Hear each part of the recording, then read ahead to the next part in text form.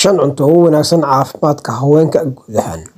Caleenta cagaaran waxaa ka mid ah spinach iyo kale. Waxaa laga helaa calcium, macdanta iron iyo sidoo kale magnesium oo muhiim u ah caafimaadka lafaha iyo sidoo kale xaydka. Waxaa laga helaa sidoo kale omega fatty acids kalluunka ama malayga. Tani waxay ugu wanaagsan tahay wadnaha, sidoo kale waxay ka hortagtaa bararka. Sidoo kale waxaa laga helaa caafimaad ay u wanaagsan yihiin maqaarka iyo timaha. Blueberry, raspberry iyo strawberry noocyada midhaha ee la xusay waxa ay muhiim u yihiin ama laga helaa antioxidants kana hortagta xanuunada ku dhaca dheefshiidka, sidoo kale ka hortagta kansarka. Yogurt ama caano fadhi. Caano fadhiga ama yogurt-ka wuxuu qani ku yahay calcium, sidoo kale probiotics kuna u wanaagsan dheefshiidka iyo sidoo kale lafaha.